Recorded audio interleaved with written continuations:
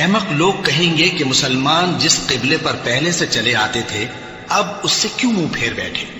تم کہہ دو کہ مشرق اور مغرب سب اللہ ہی کا ہے،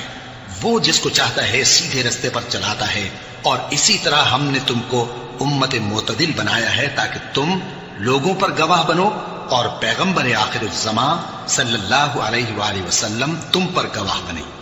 اور جس قبلے پر تم پہلے تھے اس کو ہم نے اس لیے مقرر کیا تھا کہ معلوم کریں کہ کون ہمارے پیغمبر کا تابع رہتا ہے اور کون الٹے پاؤں پھر جاتا ہے۔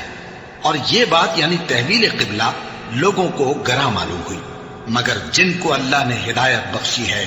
وہ اسے گراں نہیں سمجھتے، اور اللہ ایسا نہیں کہ تمہارے ایمان کو یوں ہی ضائع کر دے۔ اللہ تو لوگوں پر بڑا مہربان ہے، صاحب رحمت ہے۔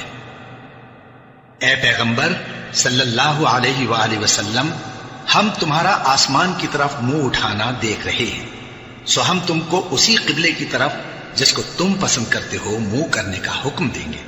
تو اپنا منہ مسجد حرام یعنی خانہ کعبہ کی طرف پھیر لو، اور تم لوگ جہاں ہوا کرو نماز پڑھنے کے وقت اسی مسجد کی طرف منہ کر لیا کرو۔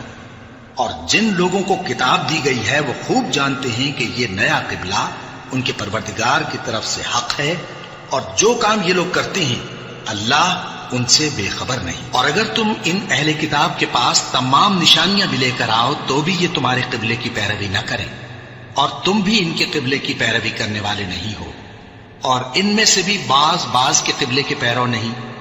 اور اگر تم باوجود اس کے کہ تمہارے پاس علم یعنی اللہ کا حکم آ چکا ہے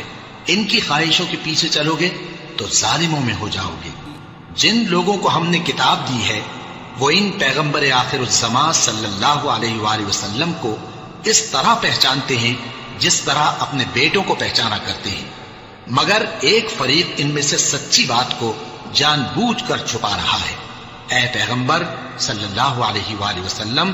یہ نیا قبلہ تمہارے پروردگار کی طرف سے حق ہے، تو تم ہرگز شک کرنے والوں میں نہ ہونا۔